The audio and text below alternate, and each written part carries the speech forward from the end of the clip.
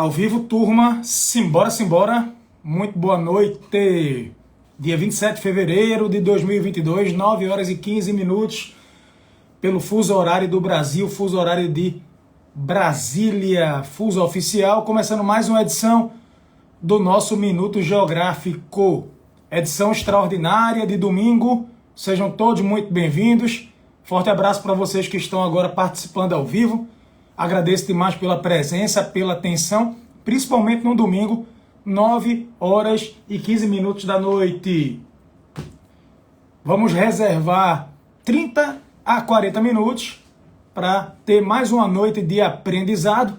Lembrando, para quem está chegando agora, para quem vem chegando nos últimos dias, deixa eu me apresentar, eu sou o professor João Correia, sou geógrafo, professor de geografia, há quase 20 anos aqui em Recife, Pernambuco, e utilizo minhas redes sociais, também a internet, como instrumento de propagação de conhecimento, de muito aprendizado. O Minuto Geográfico, ele acontece semanalmente, 3, 4 vezes na semana, só que diante desse contexto a gente decidiu estender e estamos com essa edição praticamente todos os dias, tá bom? Fiz uma organização, o dia de hoje foi um dia muito complexo, eu estava até agora me debruçando nas leituras, fazendo uma série de análises, então preparei para vocês realmente uma análise, uma situação para que vocês possam realmente ter essa noção do que acontece. Eu vou fechar aqui os comentários, tá certo? Vou fechar os comentários para que a gente possa realmente ter essa concentração, para que vocês possam aprender.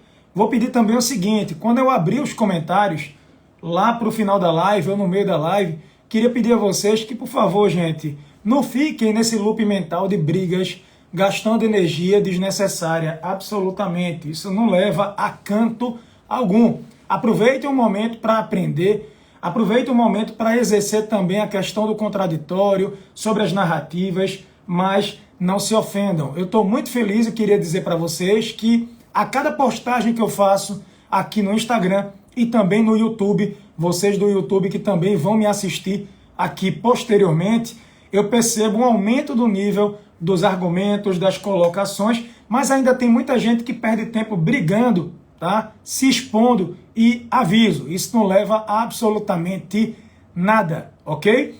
Mais uma vez, só um pedido, quem puder, aperta no aviãozinho e manda esse vídeo ao vivo para os seus contatos, para que as pessoas tenham a oportunidade de aprender sobre geopolítica e saber realmente o que esperar para essa semana, tá?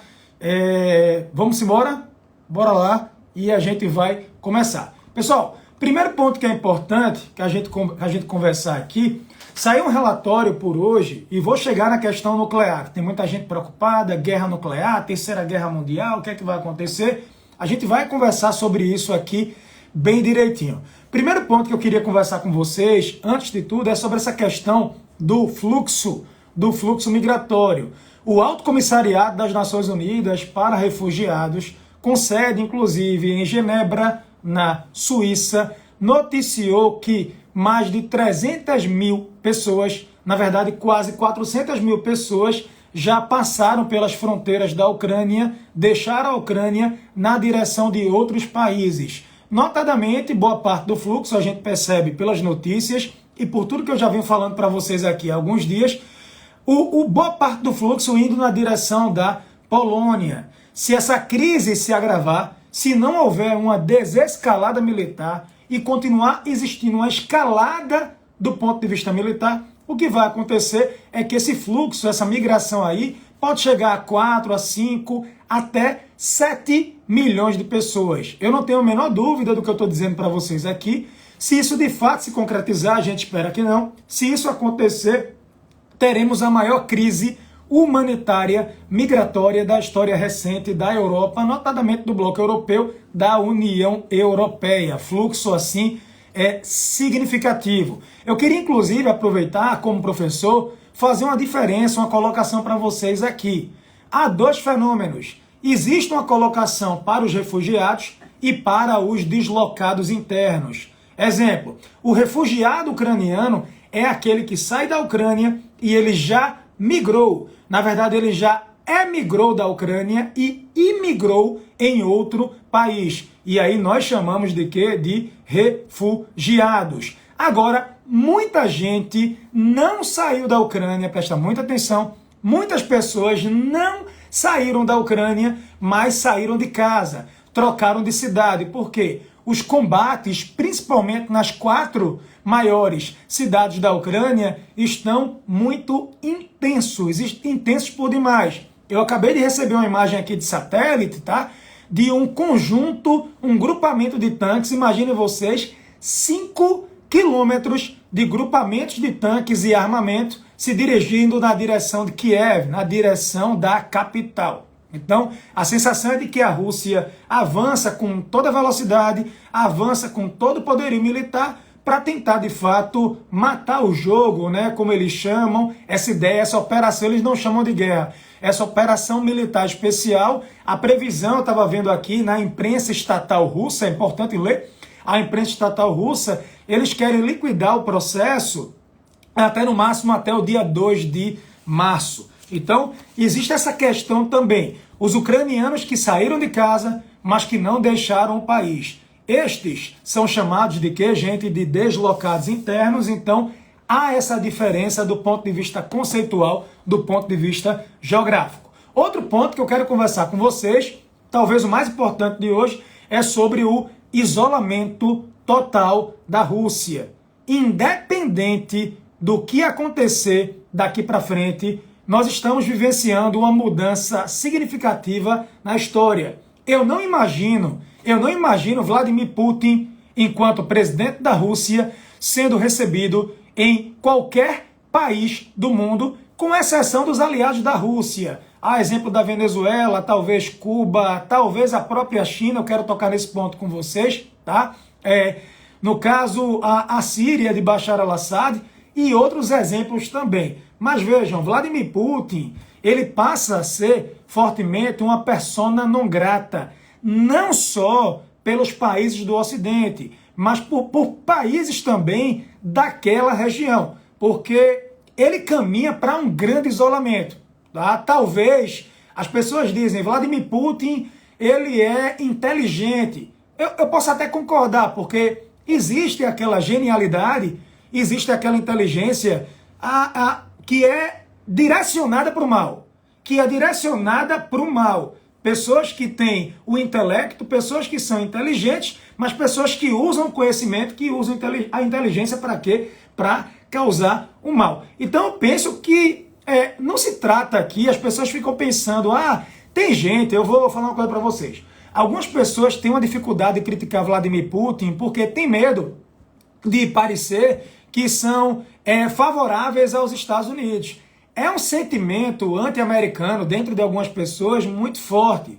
Isso não está em questão, absolutamente. Isso não está em jogo. Estamos aqui debatendo o que acontece. Professor, mas cadê que as pessoas debatiam o que aconteceu anteriormente? Bem, eu falo por mim, eu sou professor há quase 20 anos e sempre fiz questão de debater. Eu falo sobre o desastre da OTAN. O desastre da OTAN na Bósnia e Herzegovina. Eu falo sim sobre o desastre da OTAN na região dos Balcãs. Absolutamente. Visitei recentemente, inclusive, Sarajevo. Falei sobre isso, está tudo gravado aqui. Agora, o momento agora é de se pronunciar, é de falar sobre o contexto atual. Eu vejo sim um isolamento total da Rússia e a gente começa a perceber que o isolamento, além de econômico, ele também é um isolamento moral. Eu vou dar alguns exemplos aqui.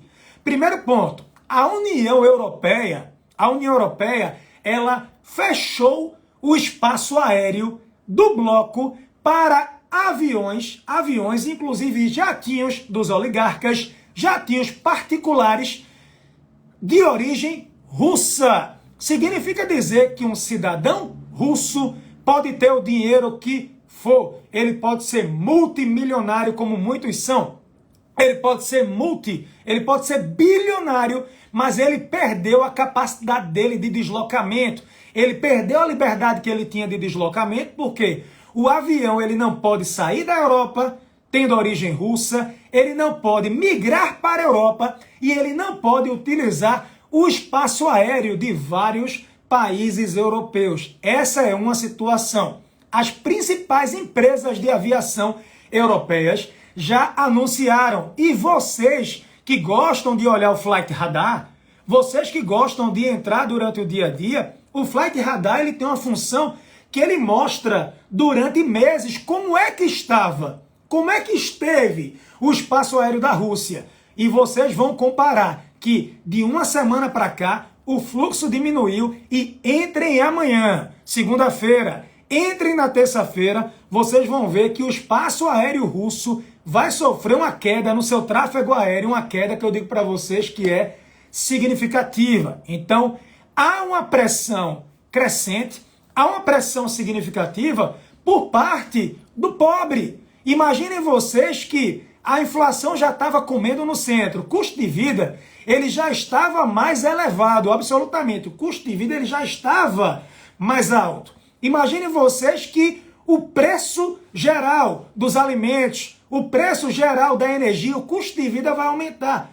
O pobre, a Rússia tem população pobre também? Claro que tem, absolutamente. A classe média também vai sofrer e o bilionário e o multimilionário também. Então, eu percebo que o que pode acontecer e o que já vai acontecer é uma pressão por parte do povo, no contexto geral. Estão acontecendo protestos. Eu recebi imagens de protesto em Moscou, protestos em Sochi, a cidade belíssima, por sinal, protestos em São Petersburgo, e a polícia vem agindo de maneira enérgica. Tem vídeos, tem fotografias e depoimentos. Vídeos, fotografias e depoimentos de pessoas que estão sendo detidas, milhares de pessoas detidas porque estão protestando, e a imprensa local, o pouco que resta, tem a imprensa estatal ligada ao governo e tem a imprensa livre, o pouco que resta da imprensa livre dentro da Rússia, porque boa parte dizimada pelos 20 anos de Vladimir Putin no poder, entre presidente e primeiro-ministro, não pode usar a palavra guerra, operação militar especial. Então, essa pressão. É verdade que a pressão dos empresários, ela é muito discreta, ela é muito acuada. Eu percebo que os empresários, os homens mais ricos da Rússia, eles tinham um grande poder durante o governo de Boris Yeltsin. Eles frequentavam a sede do governo, eles davam pitaco, eles tinham uma certa ingerência no governo do Boris Yeltsin, no pós-URSS, no pós-União Soviética. Vladimir Putin, quando ele assume no ano de 99 para 2000, ele assume com a mão de ferro, ele assume de maneira enérgica. Uma das pautas dele era lutar contra o terrorismo, o inimigo interno, o terrorismo checheno. O terrorismo checheno, grupos radicais, ataques contra alvos civis da Rússia. Então, ele surgiu como uma espécie de herói nacional, absolutamente. Mas, então, alguns empresários que, inclusive um dos homens mais ricos da Rússia, do setor de gás e petróleo, alguns empresários que experimentaram criticar Putin publicamente, ou a bater de frente com ele, começaram a ser acusados de sonegação fiscal, evasão de divisas, conspiração, práticas terroristas. Alguns ficaram presos por 10, 12 anos e até hoje usam tornozeleira eletrônica. Então, não estranhem, para um grande magnata russo abrir a boca hoje, para criticar o presidente da Rússia, não há essa questão da liberdade como você está habituado. Então, há perseguições, há um medo muito grande, mas chega um momento que esse medo ele possa o quê, gente, romper. Então, eu percebo essa pressão da comunidade internacional, repito, eu fico pensando, mesmo que a Rússia conquiste 100% da Ucrânia, tá? Mesmo que a Rússia consiga anexar e derrotar o exército ucraniano, ok, o exército russo ele é muito superior em quantidade e em qualidade. Mas pensem comigo, como é que fica a imagem da Rússia perante o planeta. Qual é o país que vai abrir as portas para receber até competições, eu vou falar disso, até competições esportivas? A Rússia, ela foi banida de absolutamente tudo. Sabe o que foi que a FIFA disse? A FIFA acabou de dizer, olha, a Rússia pode jogar, mas não pode colocar a bandeira da Rússia, não pode tocar o hino da Rússia e não pode usar o nome Rússia. É uma humilhação. E eu fico pensando, vocês acham, sinceramente, vocês que estão me assistindo aqui, mais de 6 mil pessoas, quase 10 horas da noite no domingo, vocês sinceramente acham que o povo da Rússia, a sociedade russa vai apoiar Putin dizendo que ele está certo? Ele isolou a Rússia, brigando contra um possível inimigo que seja. A OTAN não é flor que se cheire. A OTAN se expandiu. Nos últimos 30 anos a OTAN cresceu na direção do leste europeu. Ok, essa é outra pauta, essa é outra discussão. Mas vocês acham mesmo que o trabalhador médio, o cidadão comum na Rússia, ele vai aprovar dizendo é pelo bem da Rússia todo esse processo de isolamento? Pois eu posso garantir a vocês que a grande maioria absolutamente não. E outra, o que vai pesar, expectativa para a abertura dos mercados. Expectativa para a abertura dos mercados, tudo bem que o mercado ele é histérico por natureza, tudo bem que o mercado ele gosta de bater de frente contra aquelas grandes previsões, os exercícios de futurologia, mas eu queria dizer para vocês, o banimento, tá? A expulsão, a suspensão da Rússia de bancos e empresas da Rússia, do sistema internacional de comunicação, de pagamentos, entre mais de 11 mil instituições financeiras, isso vai pesar na moeda. Inclusive, há rumores de que o governo possa suspender as negociações. A própria BP, que é uma empresa britânica relacionada a petróleo, a British Petroleum, ela já disse que vai vender sua participação bilionária em empresas dentro da Rússia. Aí eu já vi agora no jornal da Rússia, ligado ao governo, que o governo cogita suspender negociações envolvendo essa questão de empresas estrangeiras que querem o quê? Se retirar. Então, é um cenário de caos, é um cenário complexo, tá certo, gente? Nenhuma guerra ou rivalidade com a OTAN, eu escrevi isso aqui antes da aula, nenhuma guerra ou rivalidade com a OTAN vai convencer o cidadão russo que o preço pago seja necessário. Absolutamente, essa narrativa, ela não vai pegar. Sobre a questão nuclear, eu quero primeiro dizer uma coisa para vocês. A Rússia não é o único país do mundo que tem armamento, que tem tecnologia nuclear. Se eu pegar a lista, você tem Rússia liderando a quantidade de ogivas nucleares, você tem na sequência Estados Unidos, China, França, Reino Unido, Paquistão, Índia, Israel está na lista, Coreia do Norte também.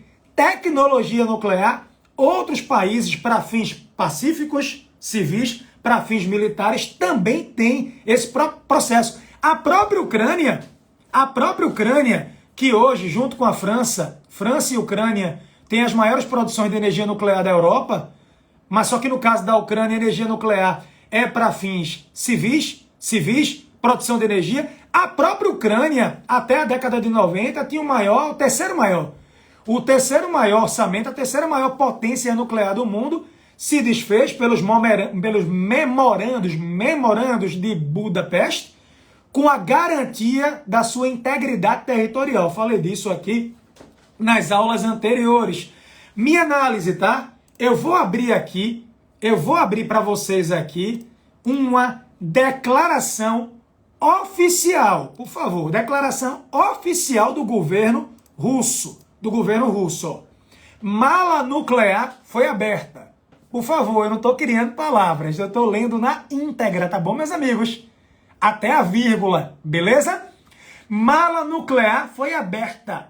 O que significa a ordem de Vladimir Putin de transferir as forças de dissuasão para o regime especial? O que é que significa? Minha análise, a Rússia está esticando a corda, está esticando o processo até onde pode. Por quê? Existem rumores de que a OTAN, ela disse que não já, mas que a OTAN iria mobilizar exército, soldados para entrar na Ucrânia e lutar ao lado do exército ucraniano. Também cresce um movimento de migração de armas. Exemplo, a Alemanha, que sempre disse, eu não mando armas para zonas de guerra. Isso é desde o pós-Segunda Guerra Mundial. Outros países também que disseram no começo, nós não vamos enviar armas. Vários países estão considerando enviar armas direta e indiretamente para o exército ucraniano. Outra coisa, o chanceler da Alemanha, o novo chanceler da Alemanha, que vem surpreendendo dos líderes europeus que visitaram Putin, ele foi o que se saiu melhor nas declarações, ele foi o mais enérgico, ele deu um murro na mesa, diferente do Emmanuel Macron, que parecia um peru para lá e para cá, perdido querendo dar entrevista, ansiedade. Percebam, nos momentos de crise tem gente que fica naquela ansiedade, eu vou aparecer, eu quero entrevista, eu quero isso, quero aquilo outro. Controla as emoções, eleições na França, chegando por agora. Mas o Olaf Scholz, ele já disse, a Alemanha vai aumentar de forma significativa o seu orçamento de defesa, o seu orçamento militar. Então, a participação militar no PIB da Alemanha, e a Alemanha tem a maior economia da Europa, a maior economia não só da União Europeia, mas da Europa. Esse movimento da Alemanha, eu não tenho dúvida, a Alemanha é vanguarda, pro bom e pro ruim. Pro bom e pro ruim. Esse movimento da Alemanha, eu acredito que seja um movimento também que possa ser seguido por outros países da Europa. Então, você viu que a Finlândia, que é um país o quê? Pacífico, com grande estabilidade. A Finlândia já disse que autorizou que armas de origem finlandesa possam ser enviadas pelas repúblicas bálticas, tá, para a zona de guerra. A própria Suécia também disse que de alguma forma poderia auxiliar. Então, o que é que acontece? De um lado, você tem uma nova corrida armamentista. A sensação é que os países europeus foram sacudidos. Vladimir Putin, ele é geoestratégico demais, ele deu uma sacudida na Europa. A Europa disse, opa, o mundo não estava tão em paz quanto achávamos. De repente, bem de repente, isso foi de novembro para cá, a Rússia coloca 200 mil soldados na fronteira com a Ucrânia e, de uma semana para outra, inicia um processo de invasão, uma escalada militar que chamam de Operação Especial. Lembrem, dias antes, os líderes europeus estavam fazendo o quê? Beija-mão. Estavam indo lá para Moscou fazer, não é, amor? Tô aqui olhando porque minha esposa tá aqui assistindo, né? Fazendo um beija-mão, visitando Vladimir Putin, e na semana seguinte ele inicia a escalada militar. Agora eu vou ler a declaração aqui, vê. O comandante supremo, que é muito ligado, um dos comandantes supremos do governo, do ponto de vista militar, que é ligado a Vladimir Putin, ele diz o seguinte, olha a declaração dele, por favor, sem manipulação. Eu fui forçado pela situação que está se desenvolvendo no mundo em relação à condução de uma operação militar especial na Ucrânia. Ele não fala guerra. Principalmente nas relações não só entre Moscou e Kiev. Não é só Moscou e Kiev, mas também entre Moscou e Washington. Entre a Rússia e a OTAN. Escuta, você provavelmente conhece a declaração. Você ouviu a declaração do Joe Biden em voz alta, presidente dos Estados Unidos.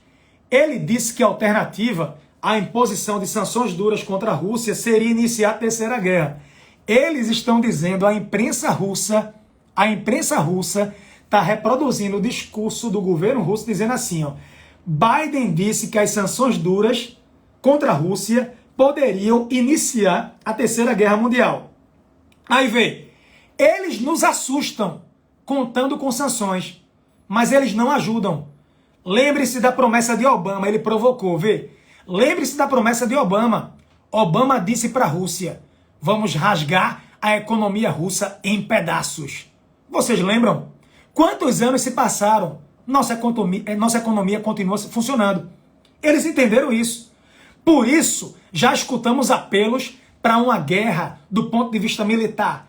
A OTAN deixando de apostar nas sanções econômicas e a OTAN colocando a espada militar de frente à espada econômica.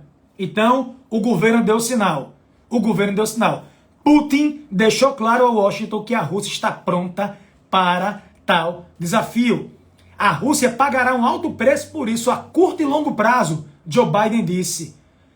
Nós entendemos o sinal e nós autorizamos sim o posicionamento estratégico, alerta máximo do nosso poderio bélico, do nosso poderio nuclear. Então veja, há as ameaças, os dois lados esticando a corda de absolutamente todas as formas, mas eu queria dizer uma coisa para vocês. Se a Rússia usa armamento do ponto de vista nuclear, nada impede que as outras potências, notadamente os Estados Unidos, notadamente países europeus, também usem esse armamento. Isso vai dar origem a um termo muito usado na Guerra Fria, que eu falei hoje na postagem, que a gente chama de destruição mútua. Destruição mútua assegurada. O que é isso, professor? É uma estratégia, tá? Tava falando isso com o Patrícia, tava falando contigo, foi amor? É uma estratégia, uma forma de equilíbrio, onde ambos os lados estão tentando evitar a pior das consequências, que seria a aniquilação nuclear. Então, pensa comigo aqui. Trata-se de uma estratégia. Ambos os lados têm armas nucleares. Podem usar. Só que isso levaria à destruição tanto de quem ataca primeiro, quanto de quem ataca depois. O mundo inteiro perderia. O mundo inteiro perderia. Então eu penso, vão sair reportagens da imprensa russa. Ponham na cabeça de vocês. Ponham na cabeça de vocês. A imprensa russa, ela vai seguir a cartilha do Vladimir Putin. É ponto. Lá, a oposição foi dizimada. Os grandes líderes opositores ou morreram, tá, envenenados, estão numa cama deitados ou estão presos, como Alexei Navalny. Lá a cartilha é do governo. Então, se o governo diz, solta uma notícia que nós falamos, é verdade que a Rússia tem armamento nuclear suficiente para atacar os Estados Unidos? Claro, não tenham dúvida disso. Absolutamente, são milhares e milhares de ogivas, mísseis hipersônicos que viajam a velocidade que não podem ser interceptados por sistemas antimísseis. Mas entendam, os americanos também têm armamento tão pesado quanto, absolutamente. E na hora de um conflito, você passa a ter esse equilíbrio que pode sim gerar uma destruição mútua assegurada. Por isso, a gente, por enquanto, acredita que isso vai gerar um pânico geral. As pessoas ficam com medo absolutamente, mas vamos aguardar, tá? Vamos aguardar. Eu vou ler uma declaração que eu acabei de pegar antes de entrar ao vivo. Eu acabei de pegar essa declaração antes de entrar ao vivo. Diz assim, ó. Como vocês podem ver, países do Ocidente não só tomam medidas não amistosas contra nós, na dimensão econômica. Eu me refiro às sanções que todos conhecem bem, e também aos principais dirigentes que lideram a OTAN, que se permitem fazer declarações agressivas em relação ao nosso país. Quem disse isso hoje, há pouco tempo, foi exatamente o Vladimir Putin. O Vladimir Putin, há pouco tempo, disse isso numa TV estatal. Eu vou, inclusive, legendar esse discurso dele, vou publicar para vocês, para que vocês possam realmente fazer essa análise. Qual é a expectativa, professor? Você acha que a China vai comprar a briga da Rússia? Você acha que a China, a segunda maior economia do mundo, segundo maior orçamento militar do planeta, a China é uma potência econômica, é uma potência política, é uma potência militar.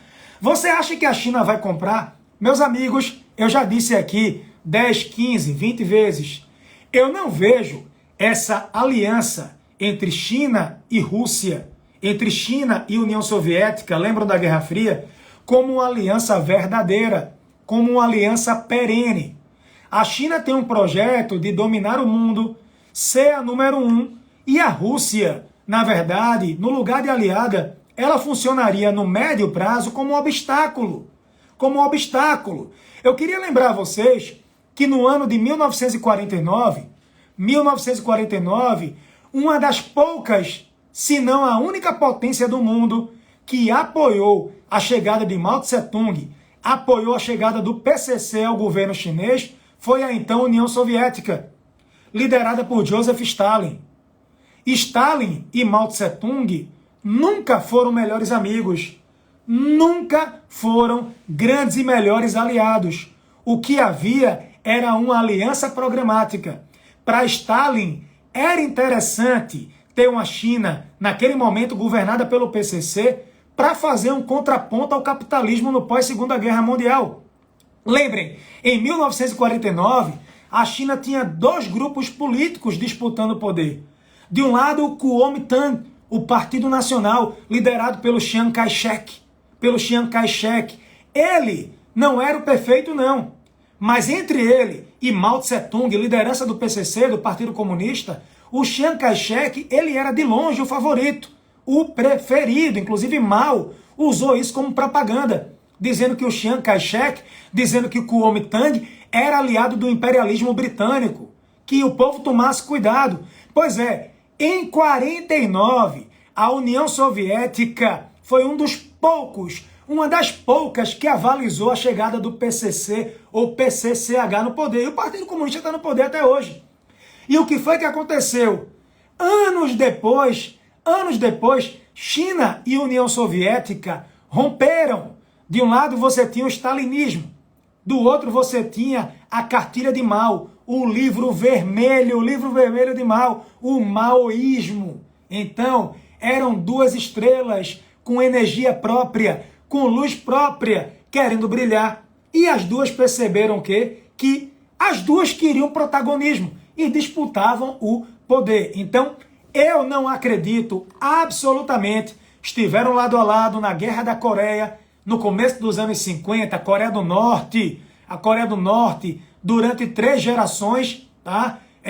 Pelo Kim Il-sung, o Kim Jong-il, a Coreia do Norte apoiada pelos soviéticos, a Coreia do Norte apoiada pela China, mas aquilo foi uma aliança programática. Anotem o que eu vou dizer aí. A China nunca aceitou e a China nunca vai aceitar ser satélite da Rússia. Absolutamente. A China tem seu próprio projeto de potência global, política, militar e econômica. A economia da China é infinitamente superior, absolutamente superior à economia russa. Então, eu penso que, inclusive, essa escalada nuclear, essa ameaça nuclear, coloca a China em alerta.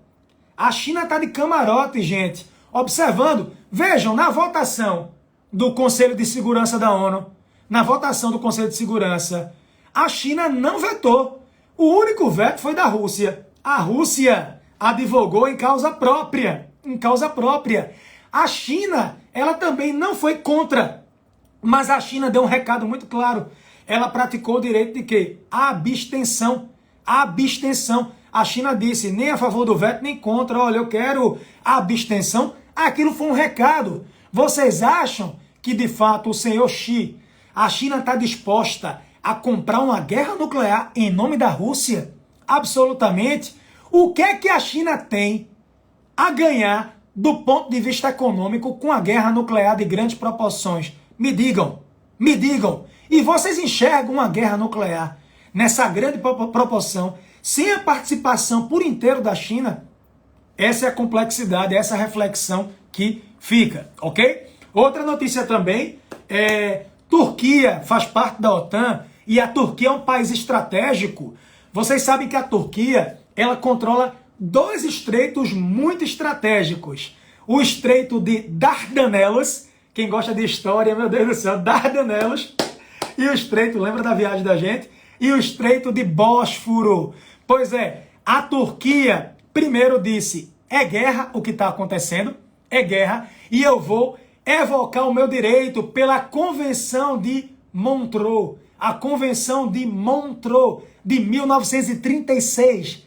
A Convenção de 36, a Convenção de Montreux, dá o controle, dá o direito à Turquia de fechar esses estreitos, proibir, limitar a passagem de navios de guerra durante um ato de guerra, durante um ato de ameaça. Então, é oficial, a Turquia vai fechar para navios de guerra, diga-se passagem, navios ucranianos, navios da Rússia, não vai fechar só para navios da Rússia não, tá certo, gente? Por favor, durante a guerra ou durante essas ameaças. Então, essa é uma notícia também interessante, a Turquia exercendo o seu direito, ok? Outra coisa também queria falar com vocês.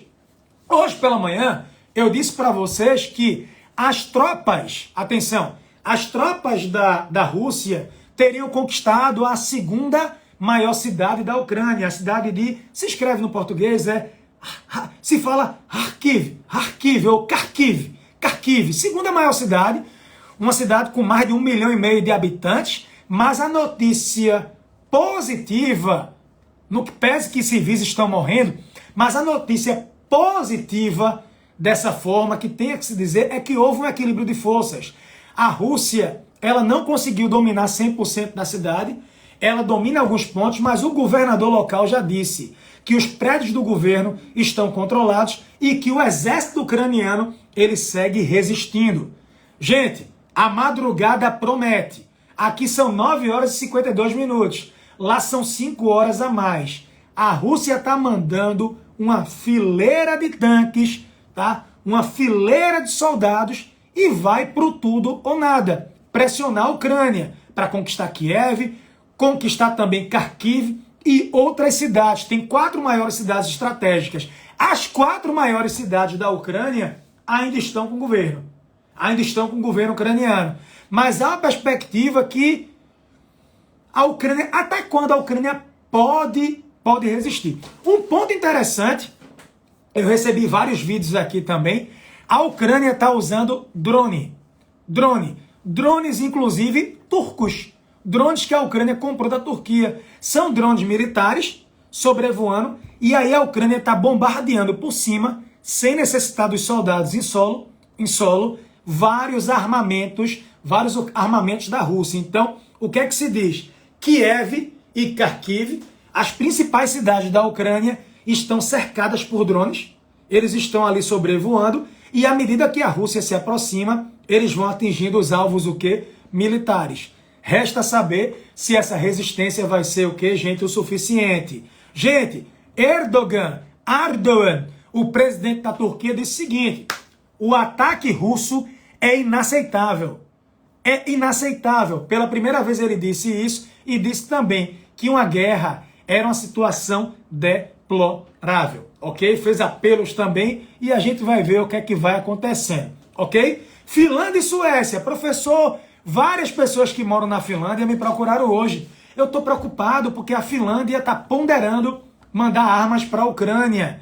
A Finlândia está considerando autorizar o envio de armas e o que é que isso pode acontecer. Pessoal, veja, saiu uma declaração de que, e algumas pessoas estão confrontando essa declaração, dizendo que ela foi mal interpretada. Saiu uma declaração do governo da Finlândia, suposta declaração, dizendo que a Finlândia estava pronta para entrar na OTAN. Mas o que disseram é que na hora de traduzir houve um equívoco e que... Mas veja, o fato é que a Finlândia está ponderando mandar armas. E o Vladimir Putin, ele respondeu, dizendo que Finlândia e Suécia absolutamente não se metam nessa questão, porque podem sofrer uma iniciativa do ponto de vista militar. A gente espera que isso não aconteça, eu acredito que por agora não irá acontecer. Outra notícia também, a União Europeia proibiu, tá, gente, alguns jornais da Rússia de circularem, tirou do ar o Sputnik e o Russia Today, tá? Tiraram alguns jornais do ar porque estavam propagando fake news. Da mesma forma que a Rússia, ela está restringindo o Facebook e o Twitter em algumas cidades. Está restringindo. Algumas pessoas usam VPN, estão usando normalmente. Outras também seguem usando normal. Mas o que se diz é que em algumas áreas da Rússia, o russo não está tendo acesso ao Twitter, em algumas áreas e ao Facebook, porque o que a Rússia diz, o próprio Vladimir Putin, através do porta-voz, dizendo que o Twitter e o Facebook trabalham para o governo do Ocidente, para o governo dos Estados Unidos, ok? Pessoal, sobre o isolamento do esporte, FIFA proibiu a Rússia de usar o hino, bandeira, sediar os jogos. Mesmo assim, vai ter o jogo agora, atenção, vejam que situação. Vai ter o jogo agora das eliminatórias. Vai ter o jogo das eliminatórias, ok? E quem absolutamente, eu estava procurando qual é o jogo aqui, mas o time, eu acho que foi o time da República Tcheca. República Tcheca, vê.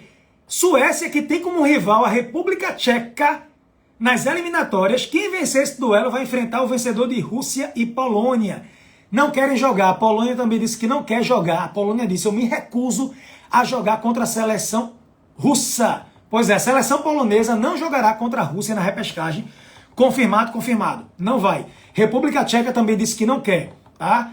E a Suécia também disse que não quer, ok? Outra coisa, conhece aquele time, o Chelsea? Eu falei aqui, lembra aquela aula de esportes washing que eu dei aqui na semana da imersão da geopolítica? Eu vou colocar no ar. Ó, quem quer aquela aula de volta no ar, no YouTube? Bota o coraçãozinho aí. Se isso aqui encher de coraçãozinho, eu boto no ar. Beleza? Eu disse pra vocês que um russo, Roman Abramovich, ele comprou o Chelsea, tá? Ele é um bilionário russo ligado ao Vladimir Putin, absolutamente. Na época, em 2003, foi em 2003, faz tempo, ele adquiriu a equipe londrina por 155 milhões de euros. Hoje isso daria 900 milhões de reais, aproximadamente, se a gente for converter, ok? E de fato, o Chelsea virou uma potência aí, foi campeão 2 vezes da Liga dos Campeões, venceu a Copa, a Premier Liga em 5 temporadas. Ele anunciou afastamento. Ele anunciou que vai se afastar do clube, vai se afastar porque, veja, ele já estava usando o passaporte dele, se eu não me engano ele tem o passaporte de Israel, para conseguir se locomover, certo? Ninguém sabe se o clube vai ser vendido ou não. Há uma perspectiva, o The Sun disse hoje, que pode ser que um grupo americano compre. Teria oferecido 11 bilhões de reais, 1,6 bi de libras pelo clube. Ele já estava proibido de morar na Inglaterra, porque ele tem ligação com Vladimir Putin. O que se diz é que ele comprou o Chelsea depois de ter o aval do Vladimir Putin para ter uma penetração no futebol. O futebol mexe com emoções, os esportes mexem com emoções. Então, meio que para ter uma penetração, utilizar o esporte como instrumento de propaganda. Outra notícia, vários times de futebol que usavam empresas russas como patrocinadoras pararam de usar, ok? Foram banidos. A final da UEFA não vai ser mais em São Petersburgo, foi transferida já para Paris. Decidido, tá? O Manchester United rescindiu o contrato de patrocínio de 40 milhões por ano com a estatal, aquela empresa aérea estatal russa, tá? Tem uma empresa aérea estatal russa, eles romperam. Fórmula 1 cancelou o Grande Prêmio, que seria em Sochi, cancelou o Grande Prêmio, os atletas já tinham criticado, alguns atletas já diziam que não iriam correr, então tem muito embargo, muita sanção esportiva também, é o que eu digo. A sanção econômica, SWIFT, o sistema global, os bancos, a moeda russa vai sofrer um baque violento, mas tem a sanção moral. Bilionários russos proibidos de sobrevoarem a União Europeia. Proibidos até de viajarem. Vários bilionários e milionários com sanções particulares do ciclo íntimo de Vladimir Putin. Isso mexe com o dia a dia, passa a ser uma questão pessoal. É o que eu digo a vocês, tá? Queria chamar a atenção, pessoal, não compartilhei. Parem de me pedir no privado isso. Tu viu, não foi? Tu mostrei aqui. A Patrícia, eu tenho recebido muita imagem, eu acabei de ver uma imagem aqui de um russo, amarraram um russo no poste e ficaram batendo nas costas dele. Por quê? Criaram uma espécie de caça às bruxas dentro do território da Ucrânia. Quem for russo ou bielorrusso, 2 países que estão atacando a Ucrânia, a população agora, parte da população está perseguindo. Se for homem e jovem, estão batendo, estão espancando, estão prendendo, porque estão encarando como se fossem infiltrados. Infiltrados pelo governo da Rússia, como se o governo da Rússia tivesse enviado infiltrados para sabotar o governo. Então, vejam, tem gente que foi para lá para trabalhar. Exemplo, Kharkiv fica a 40 quilômetros da Rússia, tem um monte de russo lá que vai para trabalhar. Vai e volta para trabalhar. Absolutamente, vai para estudar em universidades. Pois é, estão espancando. Isso lembra muito o pré-segunda guerra. Isso lembra muito o pré-segunda guerra, as perseguições, a caça às bruxas. Isso lembra também a Guerra Fria, lembram o macartismo dentro dos Estados Unidos. Pessoas que tivessem qualquer ligação com o comunismo eram denunciadas e eram perseguidas. Professores, estudantes, médicos. Bastava ter alguma possível conexão com a KGB, com a União Soviética. Isso se repete, então.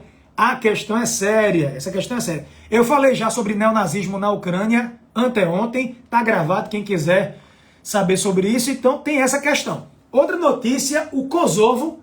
O Kosovo pediu para entrar na OTAN. O Kosovo, aquele novo país que não é reconhecido por todos os países do mundo, a própria Rússia não reconhece o Kosovo como país, pediu para entrar na OTAN. Faz parte daquela região dos Balcãs. Pois é, o Kosovo declarou independência em 2008.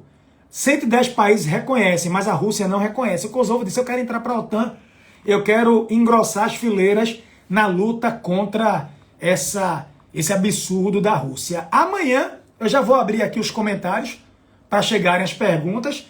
Amanhã vai ter um encontro entre a delegação russa e a delegação ucraniana. Eu estou muito cético em relação a isso, o que é que pode acontecer.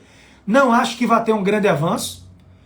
A Ucrânia já disse, eu não abro mão de um único centímetro do meu território, tá? E eu não abro mão de 1 centímetro do meu território, o Zelensky já disse isso. E vai ter uma reunião extraordinária, isso é inédito, tá? Conselho de Segurança da ONU convocou uma rara, uma reunião de emergência. Querem puxar mais uma vez o veto.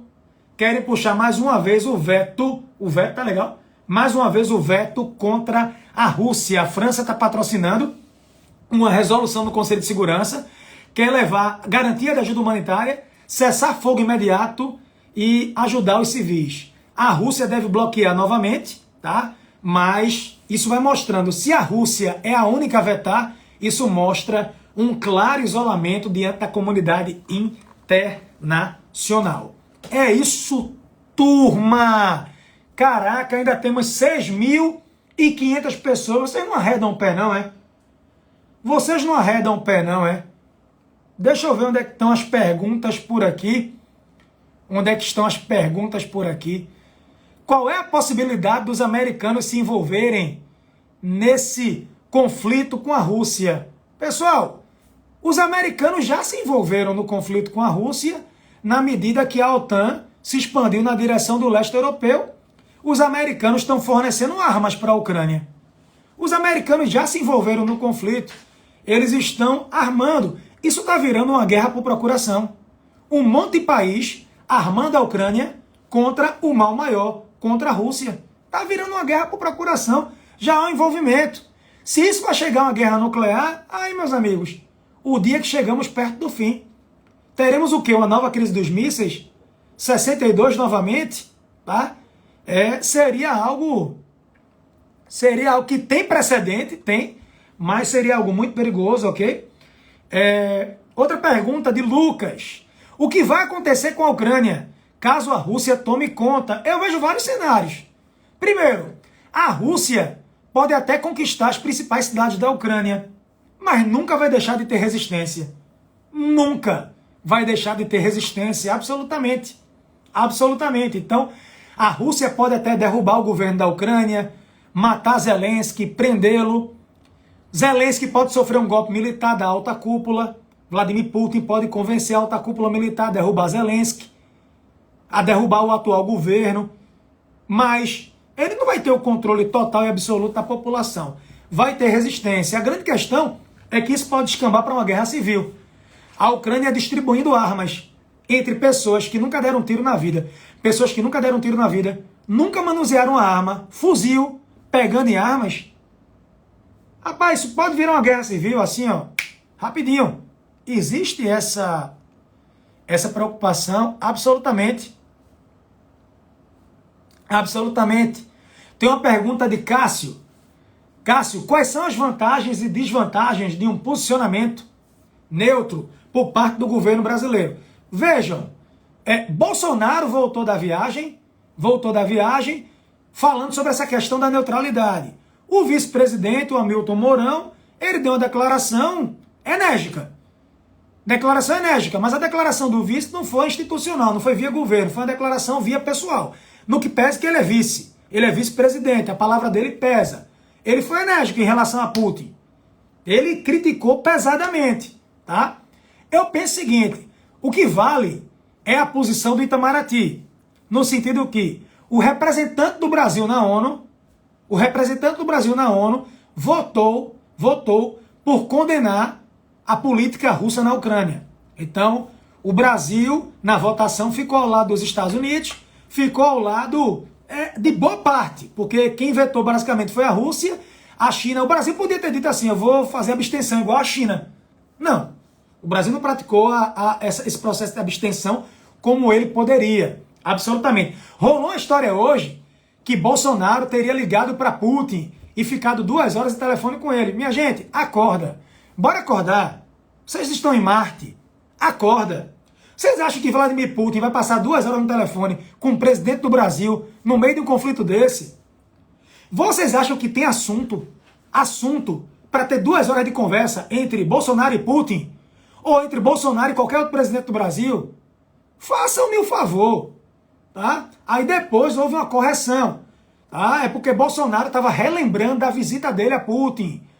Que tinham gostos em comum e coisa. Gente, pelo amor de Deus. Tá?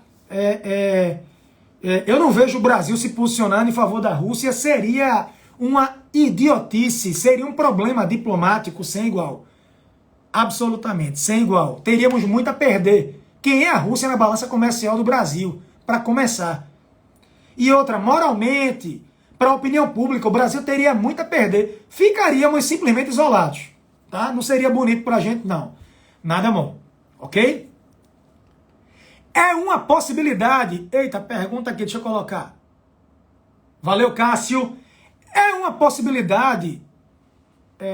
Não, tá de novo. Luana, novamente. Cadê?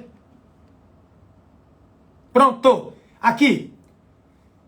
É uma possibilidade da Rússia atacar os Estados Unidos com armas nucleares? É uma possibilidade da Rússia atacar os Estados Unidos? Possibilidade tem. Absolutamente. Possibilidade de ataque tem. Tá? A imprensa russa não está noticiando? Absolutamente. Então, há essa possibilidade. Ok? Há essa possibilidade, sim. Isso pode acontecer. Isso pode acontecer.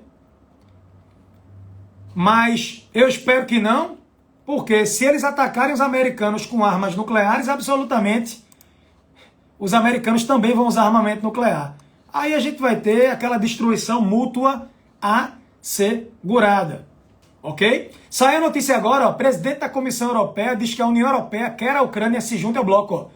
A presidente da Comissão Europeia quer que a Ucrânia entre para a União Europeia. Essa é uma notícia interessante.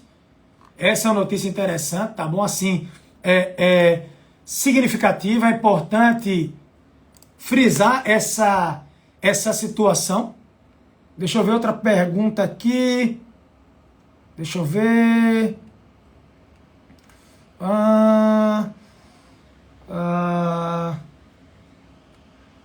Você acha que a OTAN vai se envolver no conflito? Meus amigos, a OTAN já se envolveu, não?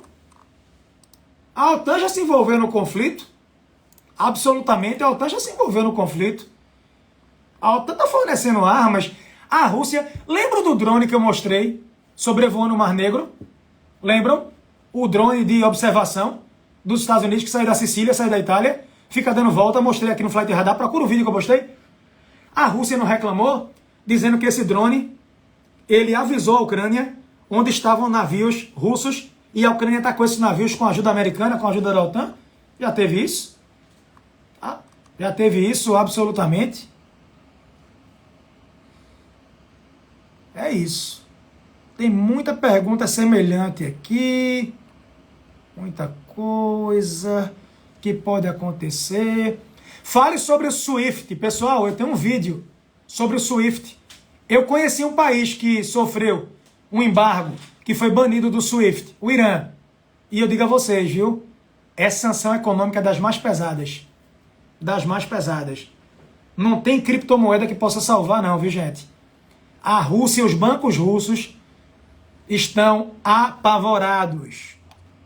Os empresários, porque isso vai ter impacto significativo. A União Europeia autorizou caças, Souza Lucas, a União Europeia autorizou caças militares para sobrevoar aquela região, para sobrevoar os países, sim, tá?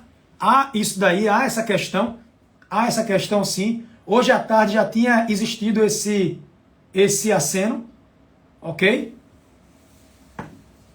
Absolutamente. A China pode estar observando a reação do Ocidente para depois se posicionar, pode. A China pode estar esperando para tomar uma posição mais forte, pode sim. Mas eu não acho uma guerra de grandes proporções interessante para a China. Uma guerra nuclear para a China? Absolutamente não. Absolutamente não. É isso. É isso aí. Tranquilo, turma. Beleza, beleza, pessoal. Firme. Dúvida pessoal. A população russa pode criticar o Vladimir Putin. Já tem, né? Já tem muitos movimentos por lá. É isso. Pessoal, já tem praticamente 1 hora de live, certo? Eu vou precisar encerrar agora. Absolutamente, vou precisar encerrar a live agora, tá? Eu vou deixar salva. Quem puder, curte quem puder. Quem puder, comenta. Pessoal do YouTube também, divulguem meu trabalho para o mundo. Eu faço um trabalho aqui com muita seriedade. Eu faço um trabalho aqui com muito profissionalismo, tá bom, gente? Tentem deixar os sentimentos um pouco de lado, vamos com a razão e analisar o atual cenário. Beleza, beleza? Um beijo grande para vocês. Se cuidem e vamos embora. Saúde e paz. Amanhã eu volto, tá bom? Valeu, turma. Tranquilo? Tranquilo, turma. Vamos lá. Simbora.